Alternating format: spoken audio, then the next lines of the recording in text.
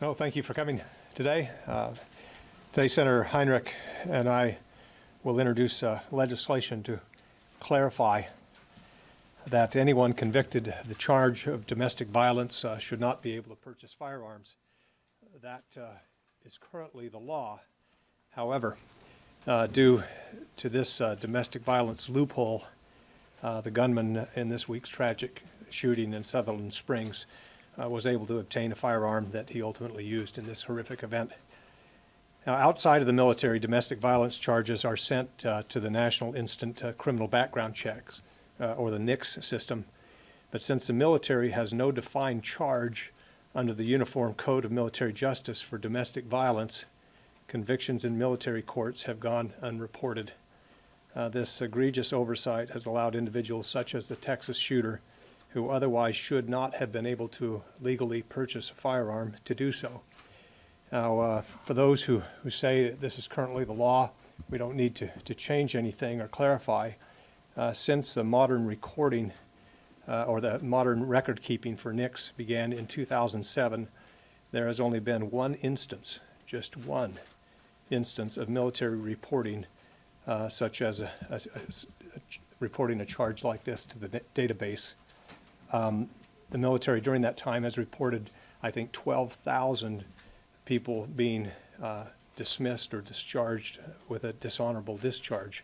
That prevented them from obtaining a firearm.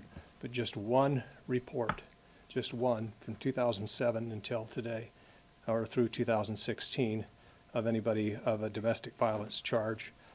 And now the Lautenberg Amendment of 1996 had similar intentions as the legislation today, but it clearly has not been effectively applied with regard to military justice.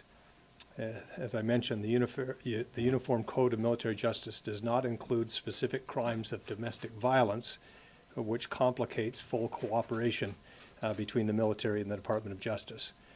So this legislation, and Senator Heinrich will explain it further, simply clarify and force the military to actually categorize or take anything that would have been a domestic violence conviction in a state court and report it as such to the NICS system.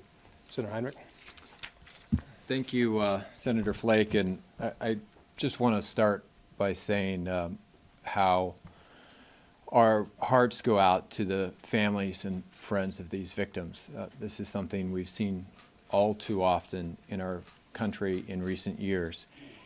And while there's a lot to disagree on, and our colleagues typically do when it comes to gun policy, I want to say, as somebody who probably owns a lot more firearms than most of my colleagues on either side of the aisle, that this is exactly the kind of individual who should have never passed a background check. Unfortunately, this individual lived in New Mexico for a time. He was discharged based on activity at Holloman Air Force Base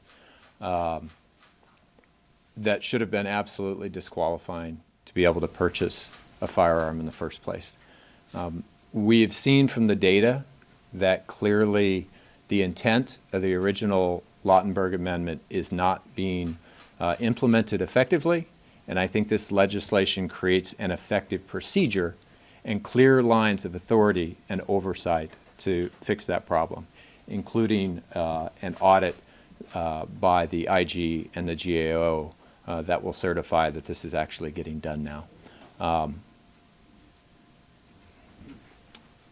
You have anything to add? Questions? Senator Flake?